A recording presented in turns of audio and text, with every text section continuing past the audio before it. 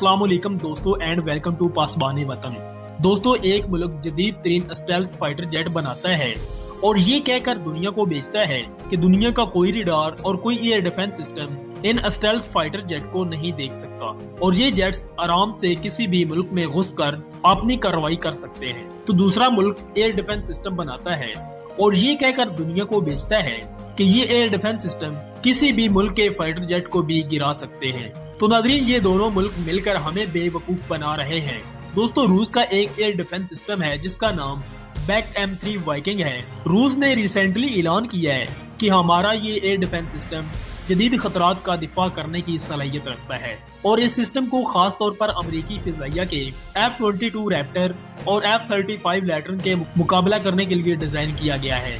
ये system Russia की बाक family of air defence system का लेटेस्ट वेरिएंट है। ये न सिर्फ F-35 और F-22 रैप्टर जैसे को इंटरसेप्ट कर सकता है, बल्कि tactical ballistic missile, cruise missile, hypersonic weapon और होवरिंग हेलीकॉप्टर को भी निशाना बना सकता है। ये सिस्टम 70 किलोमीटर की रेंज में इन टारगेट्स को निशाना बना सकता है और 25 किलोमीटर ऊंचाई के एरिया को कवर कर सकता है। M3 वाइकिंग की रूस की एयर डिफेंस सिस्टम टेक्नोलॉजी में एक अहम छलांग है और मजे की बात यह है कि ये सिस्टम भी उसी कंपनी ने तैयार किया है जिस कंपनी ने रूस का F-400 एयर डिफेंस सिस्टम बनाया था। इस सिस्टम का स्टैंड ऑफ फीचर इसकी एक्सटेंडेड और फायरिंग रेंज है, जिसकी वजह से ये कई टारगेट्स को 70 किलोमीटर की रेंज से हिट कर सकता है। याद रहे, ये system medium surface to surface air missile की कैटेगरी में आता है।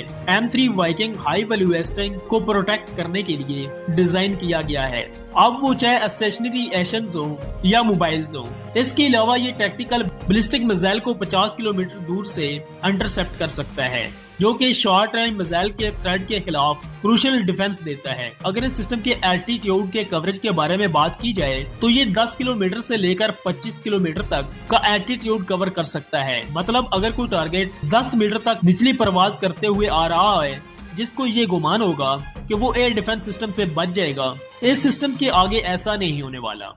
और ऐसा कोई फाइटर जेट है नहीं जो 25 किलोमीटर से ऊंची आवाज कर पाए, सिवाय एक के जो कि रूस का अपना MiG-25 फोक बैट है, जो कि 25 किलोमीटर की ऊंचाई तक प्रवास करने की सलाहियत रखता है।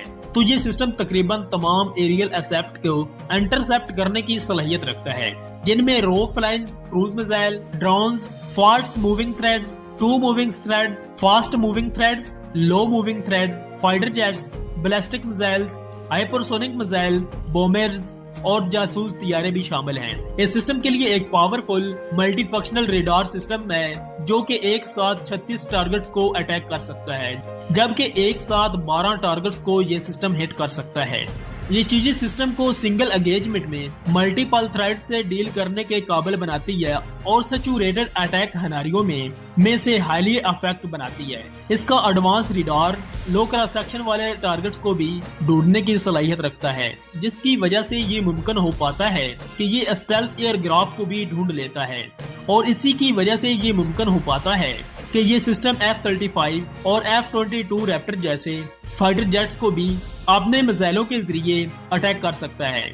इस सिस्टम के लिए अगर इंटरसेप्टर मिसाइलों के बारे में बात की जाए तो इसमें अपग्रेडेड 9mm 317mm मिसाइल इस्तेमाल हो रहे हैं, जो कि पावरफुल 2 स्टेज प्रोफेशनल सिस्टम पर मुश्तमिल है और ये missile radar homing Sikar missile है। रेडार होमिंग सीकर मिसाइल एक ऐसे सिस्टम का मिसाइल होता है जो अपने हदफ को तलाश करने और इस तक पहुंचने के लिए रेडार टेक्नोलॉजी का इस्तेमाल करता है। ये मिसाइल एक खास किस्म के सेंसर से लैस होता है जो रेडार लहरें खारिज करता है और फिर इन लहरों के हदफ से टकरा कर वापस आने वाले सिग्नल को पकड़ता है।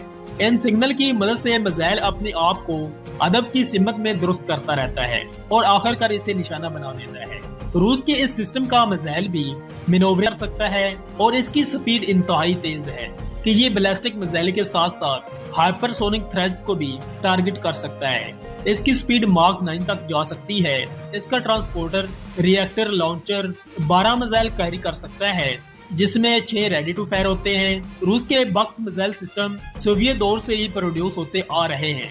ये खास तौर पर मीडियम रेंज सम सिस्टम पर मुश्तमिल हैं। इसके कई वेरिएंट्स बन चुके हैं اور کچھ ممالک ان کے ویریئنٹ کی کاپی بھی بنا چکے ہیں، جیسا کہ بیلاروس بیک کین بی کے نام پر کاپی بنا چکا ہے، ایران بھی راز تھنڈر کے نام پر اس کی کاپی بنا چکا ہے اور یوکرین بھی اس کی کاپی بنا چکا ہے۔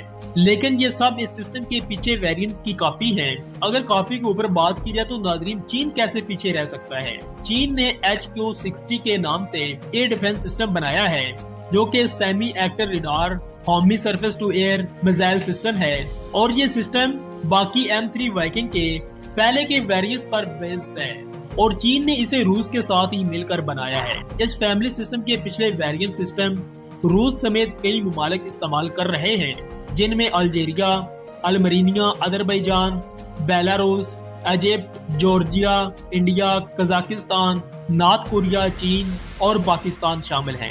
پاکستان نے روس سے نہیں چین سے HQ-6 حاصل کیا تھا۔ روس نے اپنے M3 وائکنگ کا 2016 سے ہی شروع کر دیا تھا۔ اب روس نے جا کر ریویل کیا ہے کہ یہ سسٹم اسٹیلتھ ٹارگٹس کو بھی مار سکتا ہے، اور اب جا کر ریویل کرنے کا مطلب یہ ہے کہ روس اس سسٹم کو دوسرے ممالک کو بھی بیچنا چاہتا ہے۔ اس سسٹم کی ایکسپورٹ ویریئنٹ کی رینج 130 کلومیٹر تک بڑھا دی گئی ہے۔ ایکسپورٹ ویریئنٹ کی ایک اور خاص بات یہ ہے کہ یہ ایٹونومسلی بھی کام کر سکتا ہے اور دوسرے ممالک کے پاس پہلے سے ہی موجود ایئر ڈیفنس سسٹم کے ساتھ بھی کوپریٹ کر سکتا ہے۔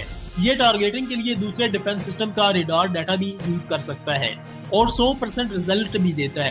دوستو، دنیا کے 3 ہی ملک ایسے ہیں جو یہ دعویٰ کر چکے ہیں کہ ان کے پاس ایسے ایئر ڈیفنس سسٹم ہیں جو اسٹیلتھ ایئر کرافٹ کو نشانہ بنا سکتے ہیں، جو کہ روس ہے، روس کا S-400 اور 500 اور M3 وائکنگ، چین کا HQ-90 اور 9 اور امریکہ کا پیٹرائٹ اور تھرڈ ایئر ڈیفنس سسٹم ہے۔ کئی سال ہو چکے ہیں ایسے سسٹم کو سروس میں شامل ہوئے، لیکن ابھی تک کوئی بھی ایئر ڈیفنس سسٹم بھی ایک بھی اسٹیلتھ فائٹر جیٹ کو شاٹ ڈاؤن نہیں کر سکا۔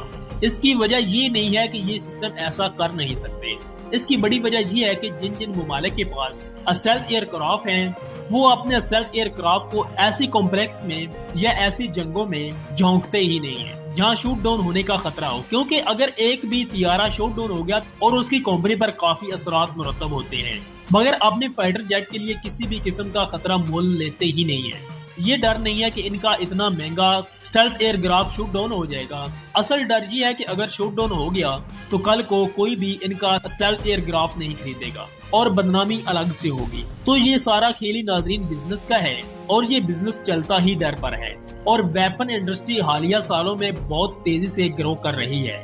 یہ انڈسٹری کبھی بھی نہیں چاہے گی کہ دنیا میں کبھی بھی امن آئے، کیونکہ اگر امن آ گیا تو ان کے ویپن اور اسٹیلتھ ایئر کرافٹ کیسے سیل ہوں گے؟ دوستو، دنیا میں کہیں نہ کہیں جنگ چلتی ہی رہتی ہے، کیونکہ ویپن انڈسٹری پر بڑا کنٹرول امریکہ کا ہے۔ ٹاپ ٹاؤن میں 7 سے 8 کمپنیاں امریکہ کی ہیں جو کہ بزنس کر رہی ہیں، تو امریکہ چاہتا ہے کہ دنیا میں کہیں نہ کہیں جنگ لگی رہے اور ان کا ویپن بکتا رہے۔ یوکرین اور روس کی مثال لے لیجئے، تو کوئی اور ذمہ دار ملک ہوتا تو یہ کب کی جنگ ختم ہو چکی ہوتی، لیکن یہ امریکہ ہے اور جنگ کو ہوا ہی امریکہ دے رہا ہے۔ تو اب تک ناظرین اتنا ہی، تو آپ اس کے بارے میں کیا خیال رکھتے ہیں نیچے کمنٹ سیکشن میں ضرور بتائیے گا۔ تو انشاءاللہ ملتے ہیں دوستو ایک اور نئی انفارمیٹیو ویڈیو کے ساتھ، تب تک ہمیں اجازت دیجیے، اللہ نگہبان۔